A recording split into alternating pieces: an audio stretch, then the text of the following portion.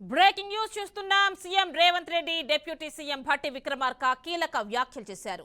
విపక్షాలు ఏం చేసినా రుణమాఫీ అమలు చేసి తీరుతామన్నారు. రేషన్ కార్డు లేని 6 లక్షల మంది రైతు కుటుంబాలకు రుణమాఫీ చేస్తామన్నారు.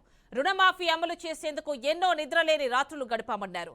ఆగస్టు కంటే ముందే 2 లక్షల రుణమాఫీ పూర్తి చేస్తామన్నారు భట్టి విక్రమార్క.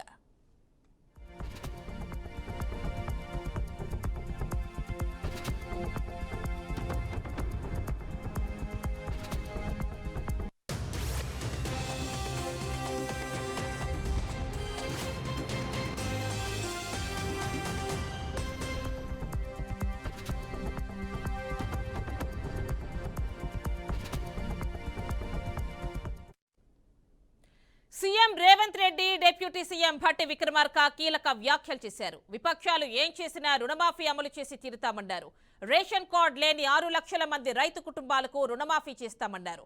రుణమాఫీ అమలు చేసేందుకు ఎన్నో నిద్రలేని రాత్రులు గడిపామన్నారు. ఆగస్టు కంటే ముందే 2 లక్షల రుణమాఫీ పూర్తి చేస్తామని భట్టి అన్నారు.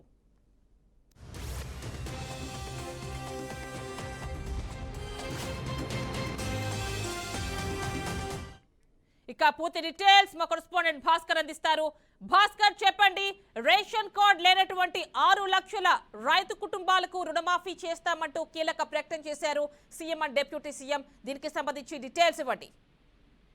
Yamini CM Revanth Reddy deputy CM Bhatti Vikramarka కీలకమైన వ్యాఖ్యలు చేసిన పరిస్థితి. ఎందుకంటే తెలంగాణ రాష్ట్రంలో ఉన్నటువంటి ప్రతి ఒక్క రైతుకు రుణమాఫీ చేస్తామని చెప్పి ఇలా గాంధీ భవన్ లో పిసిసి సమావేశంలో నిర్ణయించడం జరిగింది. ఆ నేపథ్యంలోనే అనేక సందర్భాలు, ఎందుకంటే ఎలక్షన్ జరుగుతున్న సాధారణ ఎన్నికలు, అసెంబ్లీ ఎన్నికలు కావచ్చు, పార్లమెంట్ ఎన్నికలు కావచ్చు, కాంగ్రెస్ ప్రభుత్వం హామీ ఇచ్చింది. ఎందుకంటే మొన్న జరిగినటువంటి పార్లమెంట్ ఎన్నికలు కూడా ఆగస్టు లోపల తప్పకుండా ప్రతి రైతుకు ఏదైతుందో ఎలిజిబుల్ అయిన ప్రతి ఒక్క రైతుకు తెలంగాణ రాష్ట్రంలో 2 లక్షల రూపాయలు రుణమాఫీని తప్పకుండా చేస్తుంది ప్రభుత్వం.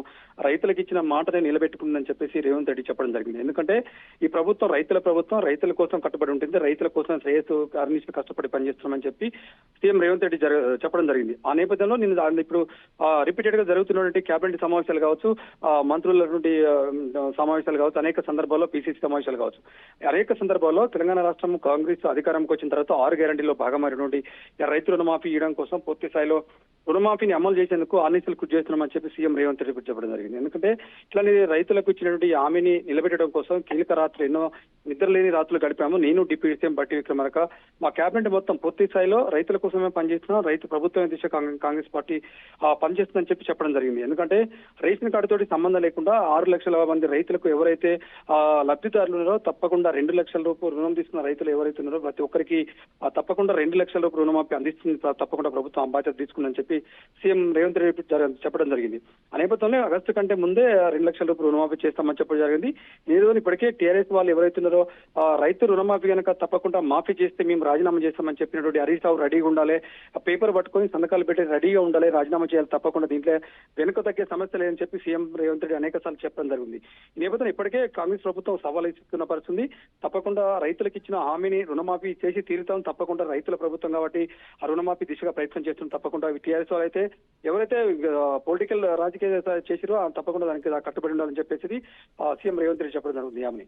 Right Bhaskar, thank you.